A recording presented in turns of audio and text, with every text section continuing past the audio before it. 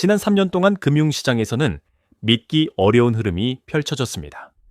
대표적으로 미국의 주가지수인 나스다크 컴포지트가 100% 이상 상승했고, 가상화폐인 비트코인은 조정 이전의 최고점에서 거의 515%에 육박하는 상승을 보였습니다. 이런 흐름 속에서 금값도 예외는 아니었습니다. 데이터에 따르면 지난 3년간 1트로이온스 약 31일명 기준으로 달러 표시 금값이 약 2035달러에서 최근 4063달러까지 상승한 것으로 나타났습니다. 한국 투자자 여러분 사이에서는 돌반지 한 돈 3,700골너, 가격이 3년 만에 28만 29만 원에서 80만 원을 넘어섰다는 체감 이야기까지 나오고 있습니다. 그렇다면 왜 금값이 이렇게 단기간에 폭등했을까요? 그 핵심에는 불안, 위기, 불확실성이라는 세 가지 키워드가 있습니다. 세상이 태평성대라면 날로 올라가야 할 금값이 오히려 하락할 수밖에 없습니다. 반대로 글로벌 경제 정치, 무역 통화 정책, 어느 한 축이라도 불안해지면 안전자산으로서의 금이 주목받게 됩니다. 실제로 달러 지수는 지난 3년 동안 약 10%가량 하락했고, 그 기간에 금값은 역상관 관계를 보여주며 큰 폭으로 상승했습니다.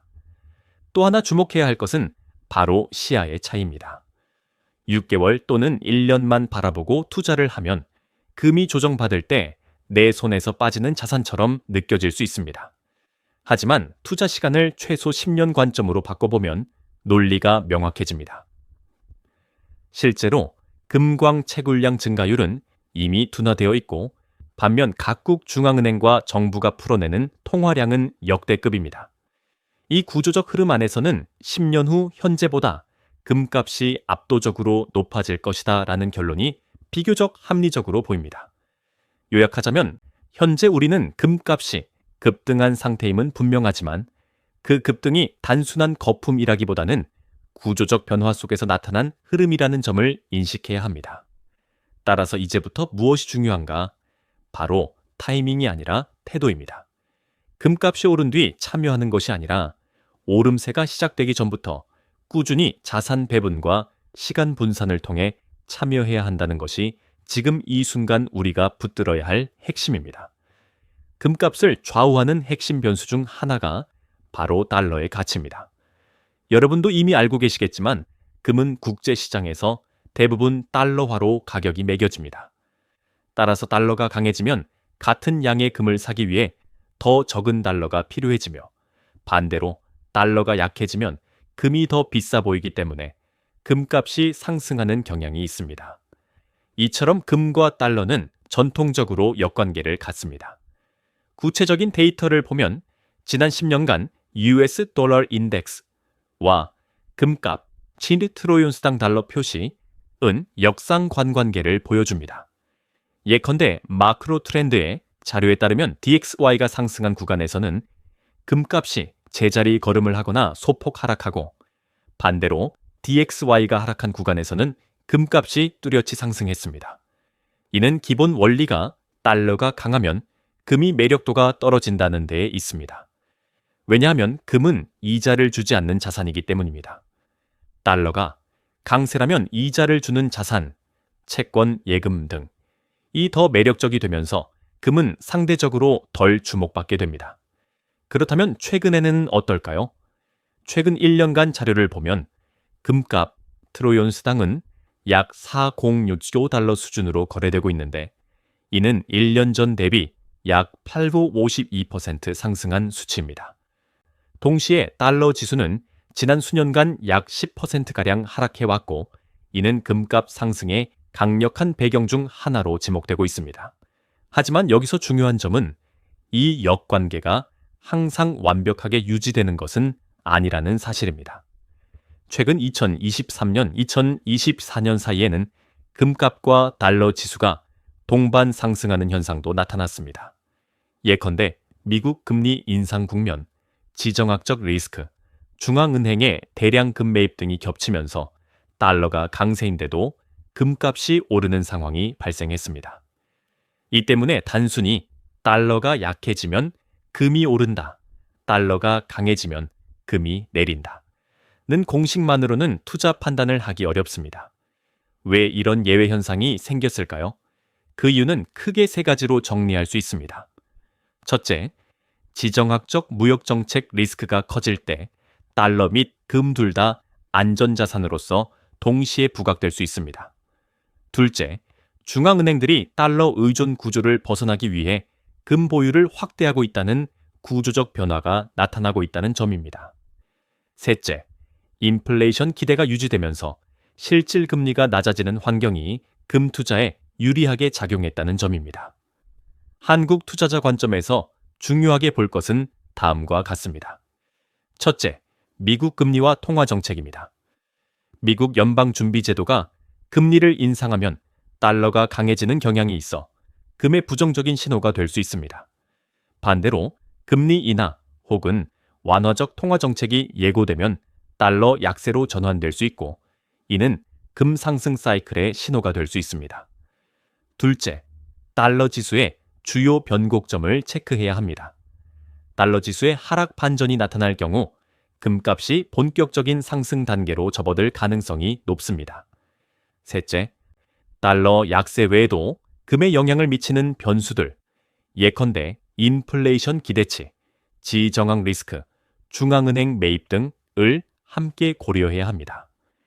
예컨대 최근 한 알사 분석 자료에서는 달러 지수가 하락세를 보이는 동안에도 금값이 오를 수 있는 구조적 변화가 나타나고 있다고 하였고, 실제로 금값이 트로이 온스당 4,000달러 선 위에서 안착한 상태입니다. 이제 여러분에게 묻겠습니다.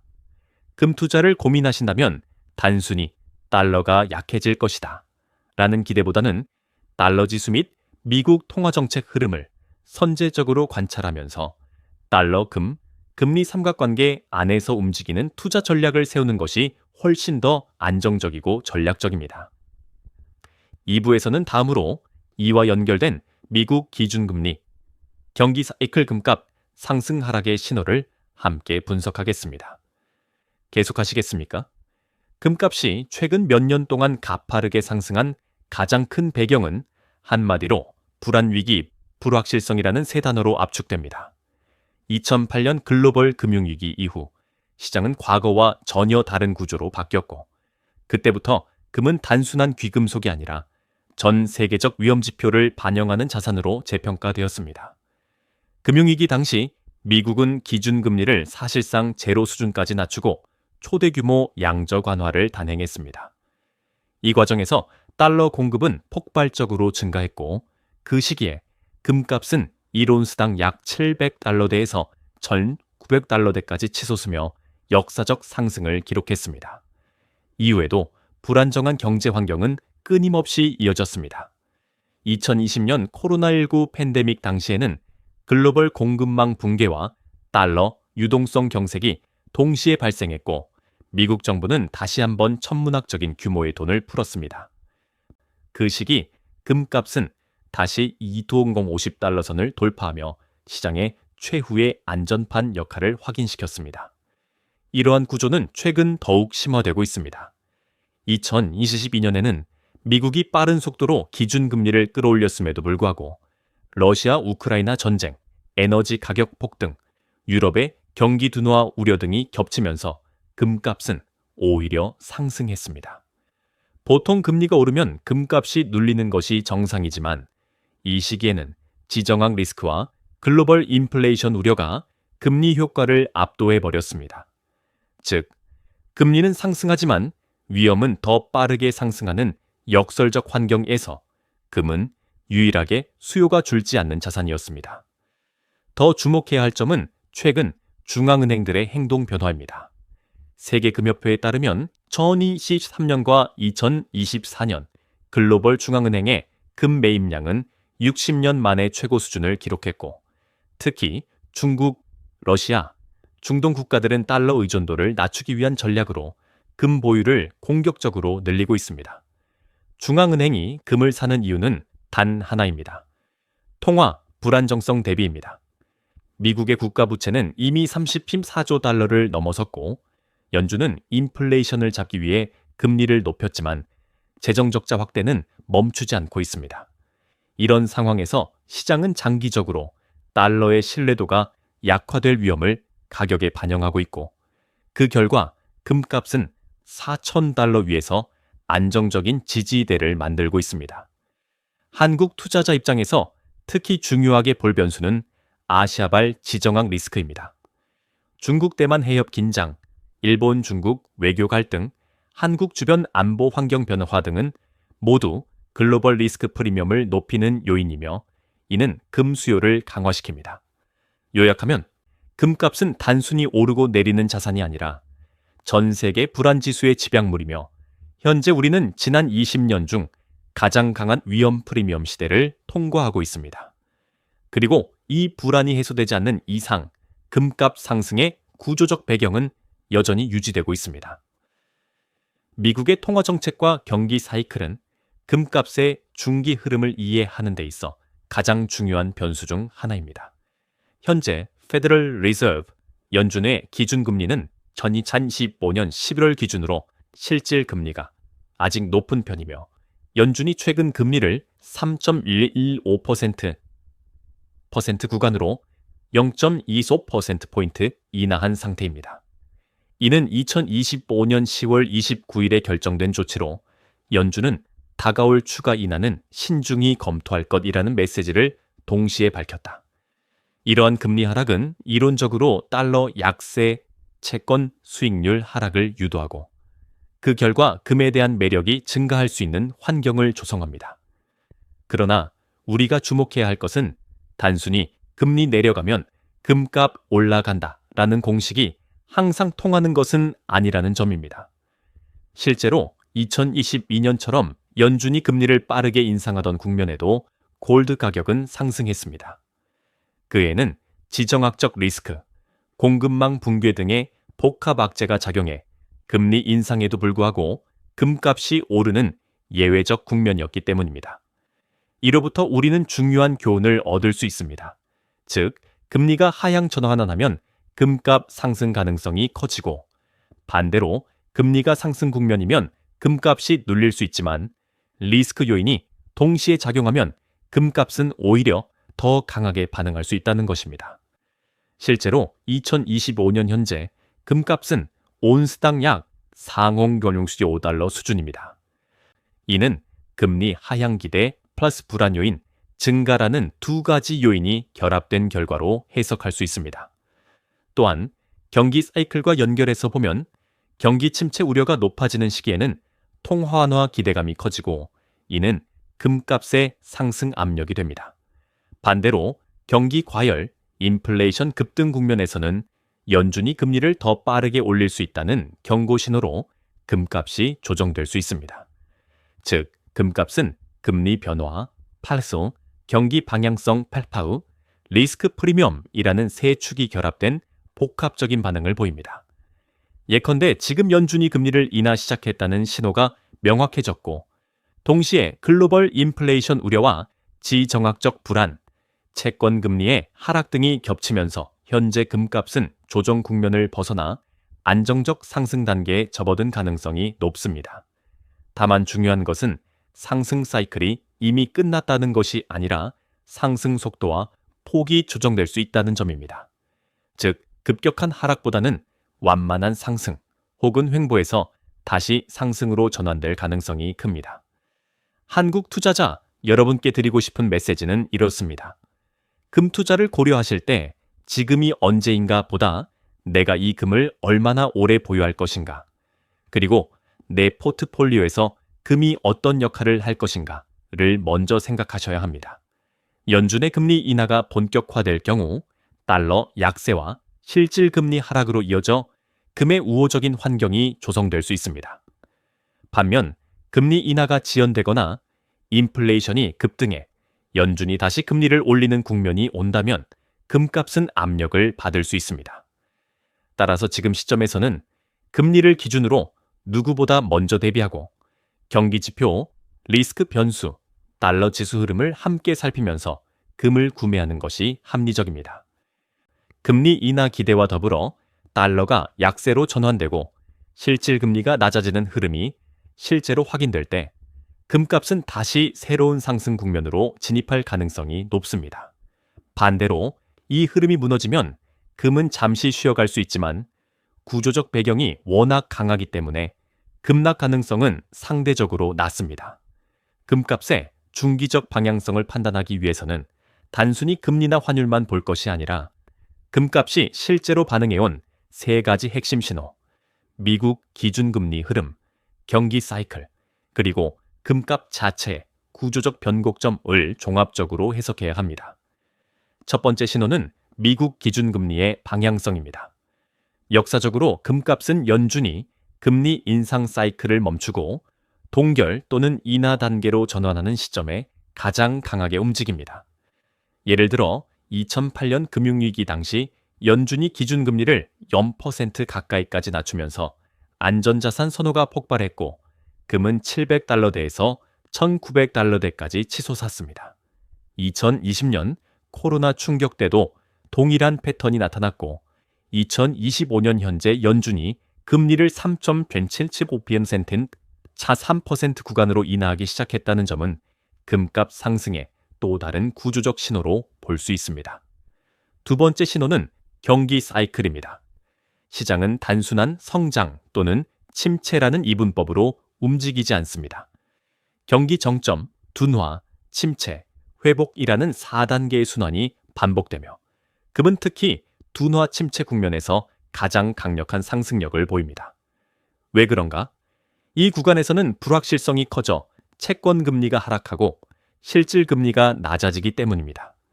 실제로 최근 미국의 실업률은 4% 수준으로 발표되었고 2025년 기준 시장에서는 4.5% 이상으로 상승할 경우 경기 둔화 시그널이 본격화되고 금값이 다시 강하게 반응할 수 있다고 보고 있습니다.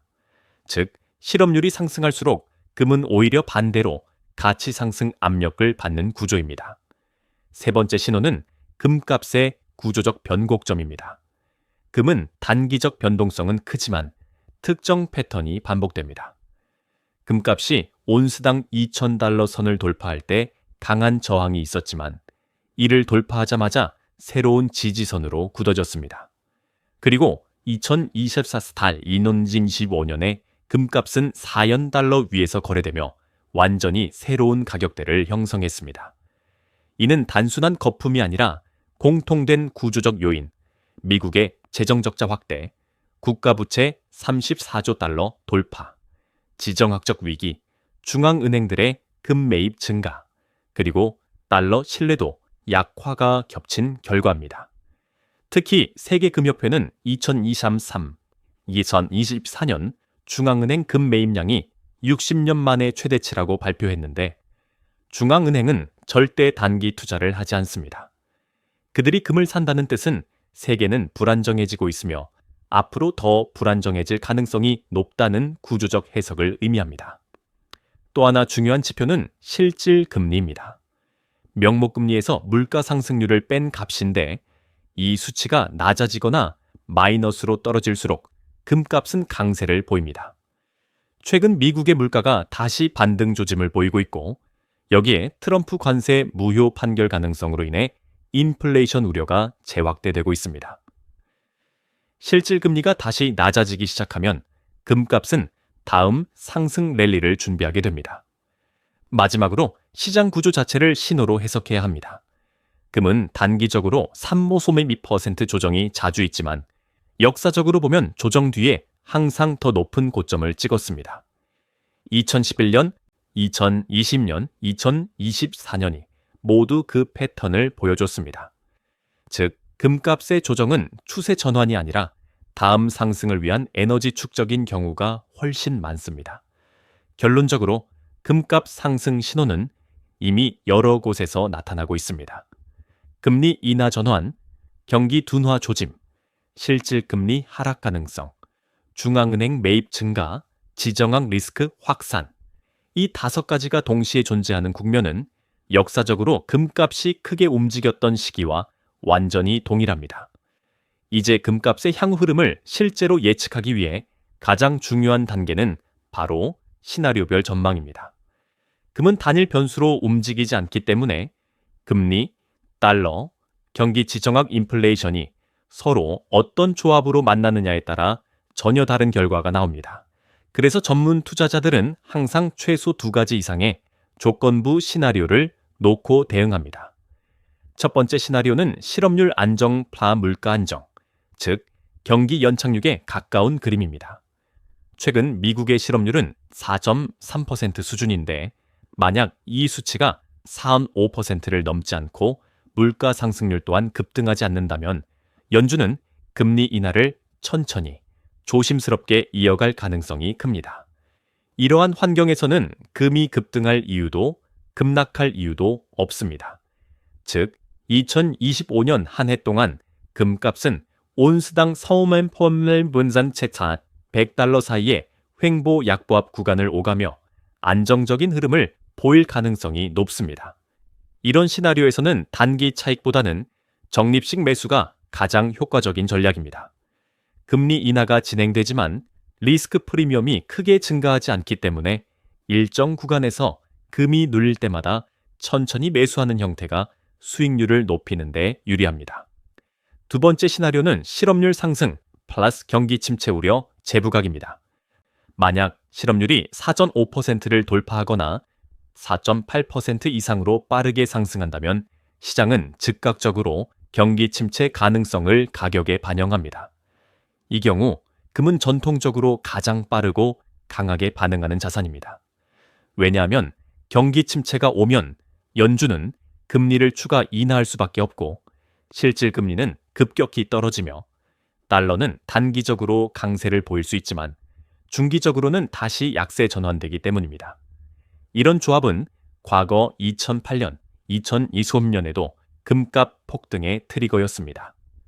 실제로 경기 침체 공포가 본격화되면 금값은 다시 4,003 범비는 4,600달러 구간을 향해 움직일 가능성이 높습니다. 세 번째 시나리오는 지정학적 충격 플러스 통화 불안 확대입니다. 2022년 러시아 우크라이나 전쟁이 터졌을 때 금값은 하루 만에 5% 이상 급등했고 2024년 중동 충돌 위험이 높아졌을 때도 금은 즉각적으로 반응했습니다. 현재 시장에서 가장 주목하는 지정학 리스크는 중국 대만 해협 긴장, 일본 중국 경제 보복 가능성, 미국의 관세 정책 혼선, 특히 트럼프 상호관세 무효 판결 가능성, 그리고 유럽 내부의 에너지 리스크입니다. 만약 이 중 한 가지라도 예상보다 빠르고 크게 현실화된다면 금은 안전자산 중에서도 가장 먼저 반응하며 온스당 4,700달러 이상을 테스트할 가능성도 배제할 수 없습니다. 특히 세계금협회가 발표한 중앙은행 금 매입량 증가 60년 만의 최대치는 위기가 오면 금이 먼저 움직인다는 구조를 더욱 강화시키고 있습니다. 마지막 시나리오는 인플레이션 재상승입니다. 금리 인하가 진행되는 와중에 물가가 다시 상승하면 금은 가장 직접적인 수혜를 받습니다. 최근 미국의 CPI와 PCE는 일시적 안정세를 보였지만 구조적으로는 에너지 가격 변동성, 팻모원 관세, 이슈, 공급망 재편 등 물가 상승 압력이 여전히 잠재해 있습니다. 연준 역시 물가 불확실성이 아직 크다고 반복적으로 언급하고 있습니다. 인플레이션 기대가 높아지면 실질 금리는 자연스럽게 하락하게 되고 이는 금의 강력한 상승 신호가 됩니다. 이 경우 금값은 단순한 기술적 반등이 아니라 추세적 상승으로 이어지기 때문에 2025년 하반기에는 신고가 경신 가능성까지 열려 있습니다. 정리하자면 2025년 금값은 어떤 시나리오에서도 장기적 하락 가능성은 매우 낮고 횡보 또는 상승이라는 방향성만 존재합니다. 금리 인하, 중앙은행 매입 확대, 실업률 상승 리스크, 지정학 충돌 가능성, 물가 불확실성, 이 5가지는 모두 금의 우호적인 조건이며 그중 2개만 동시에 나타나도 금은 다시 강한 랠리를 시작할 수 있습니다. 금 투자를 실제로 실행에 옮기기 위해서는 단순히 금값이 올라갈 것이다 라는 기대만으로는 부족합니다. 투자 방식, 세금 비용 구조, 위험 요인까지 꼼꼼히 따져야 합니다. 한국 시장을 기준으로 주요 금 투자 방식 5가지를 살펴보겠습니다. 먼저 실물금입니다. 한국에서는 순도 99.9% 인증된 금괴, 골드바, 금반지 등을 직접 매입할 수 있는데 최근 국내에서 100g 단위 금괴가 부가세 면제 요건을 갖추면 매력적인 방법으로 떠오르고 있습니다. 예컨대 2025년 상반기 코리아 엑스체인지 금시장에 따르면 개인 계좌 수는 145만 계좌, 거래량은 1분기 대비 4.1배 증가해 37.3톤을 기록했습니다. 하지만 실물 금 매입에는 부가가치세 10%, 플러스 세공비 3.5% 등 비용이 추가되는 경우가 많아 매입 후 가격이 최소 신차차립 스텔 20% 이상 올라야 본전을 넘어가는 구조입니다. 둘째는 금통장 골드뱅킹 방식입니다. 은행 계좌처럼 금지 단위로 저축하는 방식으로 보관이 용이하고 도난 보관 비용 걱정이 적습니다. 다만 매매 차익에 대해 이자 소득세 15.4%가 적용되는 등의 세제 비용이 존재합니다. 셋째는 국내 상장금 ETF 및 ETN 방식입니다. 예컨대 TIGR, KRX 금현물 같은 상품이 주목받고 있고 최근에는 순수 금현물 가격을 추종하는 ETF들이 개인 투자자에게 인기를 끌고 있습니다. 이러한 상품의 장점은 주식처럼 계좌에서 매매 가능하다는 점이고 최근 개인 투자자 중심으로 금 ETF 금 현물 시장에 자금이 유입되고 있습니다. 예컨대 골드 관련 ETF 금 현물 시장에 2025년 최근 순매수 5거래액 30억 원이라는 보도가 나왔습니다. 다만 이 또한 매매 차익에 대해 과세 요건이 존재하며 해외 상장 ETF의 경우 250만 원 초과 수익분에 대해 22% 과세되는 점을 유의해야 합니다. 넷째는 KRX 금현물 시장 직접 거래 방식입니다. 위에서 언급했듯이 한국에서 유일하게 실물형 현물금을 주식처럼 거래할 수 있는 시장이며 거래 수수료 세금 측면에서 매력적입니다. 실제로 해당 시장은 부가세 면제 혜택이 있고 거래 수량이 증가하면서 개인 투자자 비중도 46.9%로 높아졌습니다. 다만 인출 시에는 100g 이상 인출할 경우 부가세 10%가 적용되므로 보유 목적 매루수 인출 시점을 미리 전략화해야 합니다. 다섯째는 해외 금 관련 상품입니다. 해외 상장 금 ETF, 금 선물, 금 옵션 등을 활용하는 방식으로 유연성과 레버리지 가능성은 높지만 환율 리스크 세금, 거래소 리스크 등이 증가하며 초보자에게는 다소 복잡합니다. 이러한 투자 방식 각각에 대해 장단점을 비교해보면 다음과 같습니다. 실물금은 보관, 도난, 세금, 부담이 있지만 눈에 보이는 자산이라는 심리적 안정감을 제공합니다. 금통장은 낮은 진입 장벽과 편의성이 강점이지만 수익에 대한 과세라는 부담이 존재합니다. 국내 금 ETF 금연물 시장은 매매 편의성과 비교적 세제 혜택이 있지만 투자자가 상품 구조와 비용을 정확히 알고 접근해야 합니다. 해외 상품은 가장 폭넓은 전략을 구현할 수 있지만 가장 리스크 관리가 까다롭습니다. 이 중에서 제가 추천드리는 전략은 다음과 같습니다. 첫째, 금을 포트폴리오에 10.15% 이내로 배분하되 자주 사고파는 투기적 접근이 아니라 30년 보유형 분산 매수 전략을 취하는 것입니다. 둘째, 매입 시점은 조정이 왔을 때가 이상적이며 시장이 과열된 상태에서는 일부 물량을 분할 매수하는 것이 리스크를 줄이는 방법입니다. 셋째, 매입 방식은 세금, 비용 구조를 반드시 확인하고 나서 결정해야 합니다. 예컨대 실물금을 매입할 경우 부가세 보관 비용을 고려하고 금통장 ETF를 선택할 경우 매매 차익 과세 및 수수료 구조를 비교해야 합니다. 마지막으로 보유 기간을 짧게 잡고 단기 차익을 기대하는 태도는 금 투자 본질과 맞지 않습니다. 과거 데이터를 보면 금값이 급등한 뒤 2002년 내 다시 폭락한 경우보다 조정 후 서서히 상승한 경우가 많습니다. 따라서 지금 시점에서는 시장 참가 타이밍보다는 방식, 세금, 보유 기간을 먼저 설계하는 것이 중요합니다. 이제 마지막으로 앞으로 금을 실제로 어떻게 매수하고 포트폴리오에 배분해야 하는지 전략적인 결론을 정리하겠습니다. 많은 투자자들이 금값이 오르면 포모에 휩싸여 고점에 뛰어들고 반대로 조정이 오면 공포에 매도하는 실수를 반복합니다.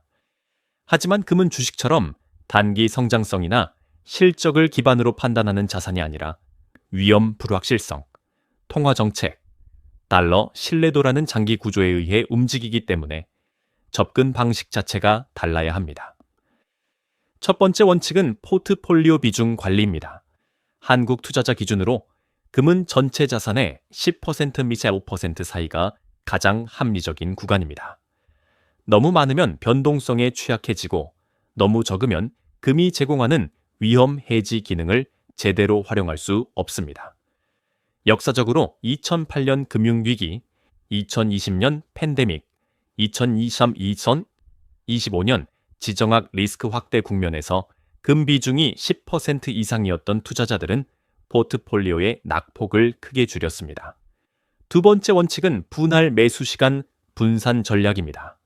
금은 장기적으로 오른다는 사실이 데이터로 확인되지만 단기적으로는 3번 및 10% 수준의 조정이 빈번하게 발생합니다. 최근에도 온스당 463달러에서 일시적으로 3,900달러대 초반까지 밀렸다가 다시 반등했는데 이 구간에서 일시적 급락에 놀라 손절한 투자자와 조정을 기회로 분할 매수한 투자자의 결과는 극명하게 갈렸습니다. 꾸준히 매달 혹은 분기별로 일정 금액을 매수하는 것이 가장 안정적이며 특히 금리 인하, 전환기 재차수 실업률 상승 구간, 달러 지수 약세 전환 구간에서는 비중 확대가 효과적입니다. 세 번째 원칙은 매수 신호를 단순화하지 않는 것입니다.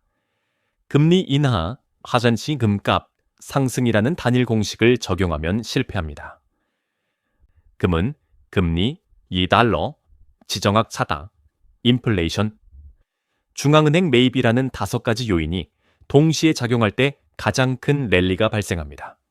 예를 들어 2025년 초 금값이 4,000달러대에서 안정적으로 안착한 이유는 단순히 연준의 0.25%의 비금리 인하 때문이 아니라 미국의 재정 적자 확대, 중앙은행 금 매입 증가, 트럼프 관세, 무효 판결 가능성, 아시아 지정학 리스크 등 복합 신호가 동시에 발생했기 때문입니다. 네 번째 원칙은 실물 매입 vs 금융상품 매입을 상황에 맞게 선택하는 것입니다. 실물 금은 보유 자체에 심리적 안정감이 있지만 부가세 10%, 세공비 최대 5% 등 비용이 매우 큽니다. 반면 KRX 금연물 시장은 부가세 면제 혜택이 있고 금 ETF는 적은 금액으로도 접근 가능한 장점이 있습니다. 단, 금통장과 금 ETF는 수익에 대해 15.4% 과세가 발생하므로 장기 보유 수익률을 계산할 때 반드시 포함해야 합니다. 다섯 번째 원칙은 금은 팔기 위한 자산이 아니라 보유하기 위한 자산이라는 점을 이해하는 것입니다. 금값은 역사적으로 고점을 돌파하는 데 시간이 걸려도 돌파 이후에는 다시 새로운 가격대에서 길게 머물렀습니다. 2011년 1,900달러, 2020년 2,050달러, 2023, 2025년 4,000달러. 돌파 과정이 모두 동일한 패턴이었습니다. 금은 조정이 오더라도 결국 구조적 요인이 강하면 다시 회복합니다. 따라서 금의 본질은 단기 차익이 아니라 포트폴리오 방어, 통화 가치, 하락 대비 위기 해지입니다. 마지막으로 금 투자의 핵심은 타이밍보다 태도입니다. 금리를 보고 달러 지수를 보고 뉴스에 흔들리며 사고 파는 사람보다 불확실성은 결국 반복된다는 큰 흐름을 이해하고 3. 10년의 관점에서 차분히 쌓아 올린 투자자가 결국 승리합니다. 지금처럼 금값이 높은 것처럼 보이는 시기에도 중요한 질문은 지금 사야 하나?가 아니라 앞으로 10년 동안 이 자산이 나를 지켜줄 것인가?입니다. 데이터는 명확하게 말합니다. 금은 단기 자산이 아니라 장기 생존 자산입니다.